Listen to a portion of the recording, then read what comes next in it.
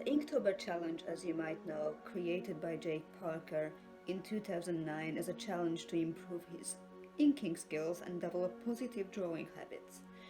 It has since grown into a worldwide endeavor with thousands of artists taking on the challenge every year, just as I do this year. Again. Welcome back, friends and enemies. Today's video is going to be against the theme, against the rules, but why do I lie? There are no rules here, that's my channel off. So, today is going to be an even more different piece. It's going to be a book/movie review. Let's get to it. So today's casualty this is not a new piece, definitely, it's a cult piece. It was made so low of a budget that people would never think that it's actually going to happen. But let's first talk about the books. This is a book series that constantly kept my attention all the way down. There are highs, there are lows, but let's talk about the first. Set in contemporary Moscow, where the shapeshifters, vampires and street sorcerers linger in the shadows, Nightwatch is the first book of the hyper-imaginative fantasy pentatology from the best-selling Russian author Sergei Yukonyeko. This epic saga chronicles the eternal war of the Others, an ancient race of humans with supernatural powers who must swear allegiance to either the dark or the light. Okay, I understand this probably was written by a person who never actually went deeper into the series, but let's move on! The Agents of the Dark, the Nightwatch, oversee nocturnal activity while the Agents of the Light keep watch over the day.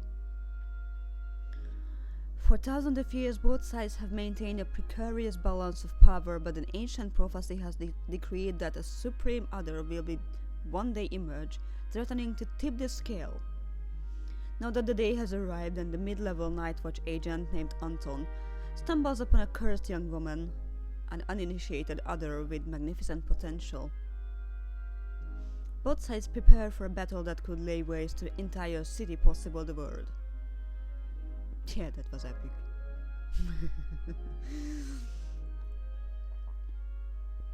Nightwatch is a chilling, cutting-edge thriller, a pulse-pounding ride of fusion fiction that will leave you breathless for the next installments. Yeah, that's kind of a good pitch for it, but that's very much of a surface level thing. So let's see some. My main purpose of this quoting is to make you feel how it is actually sounds like, what's the wording, how the world building is going on in the books. It would have been so good had everything remained just as simple, as clear as it was when you were 12 or 20. If the world had only two colors, black and white. But even the most honest and simple cop, bothered by the stars and stripes ideal, will understand sooner or later that the streets have more than just light and dark.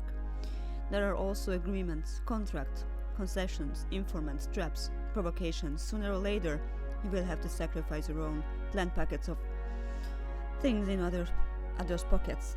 Hid them near the kidney carefully so no traces are left.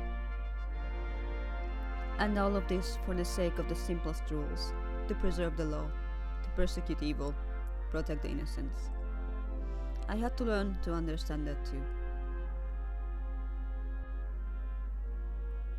From the very early on, you realize that the light and the dark are not fighting each other in Yukonyeko's Moscow. The goal, instead of learning to coexist, to maintain the precarious balance, to uphold the laws, to live at the standstill, so to say. The balance that often requires sacrifice and questionable deeds. For example, the vampire who hunt people without permission are punished, yes, but what about the people who by the tacit agreement are meant to become nothing but food for the law-abiding predators? The scariest things in the war is to understand the enemy, To understand means to forgive, and we don't have the right to do that. Now, if you love your straightforward good versus evil and good guys always win approaches, then this book will be frustrating as hell for you. So, why don't I understand where the boundary is? What is the difference between me and some witch that goes to black mass? Why am I asking these questions? You will always ask them. At first, out loud, then silently. This will never pass. Ever. If you wanted to be rid of painful questions, you have chosen the wrong side. I have chosen what I wanted. I know, and therefore you will suffer. My whole life? Yes. Your life will be long, but you will never get used to that. You will never be able to stop questioning how right is every step of your way. And this is just the first book. I'm going to air grievances how the Daywatch actually was portrayed in the next book and in all the series. I am not a fan of them, like reducing the dark side only for cliche characters, like some JoJo reference. So to say, this movie and book is amazing. I would 100% recommend. I would 100% recommend the other books too. However, the second book is like heartbreaking. And the last book is heartbreaking, and all of them has some heartbreaking into, so if you can get used to it, have fun, but it's not an easy piece. So to speak, I'm going to end my video today. I hope that you enjoy this. You can visit my links below for my social media. You can find the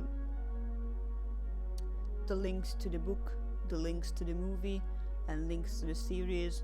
And I hope you learned something today, and I hope you had fun. See you tomorrow.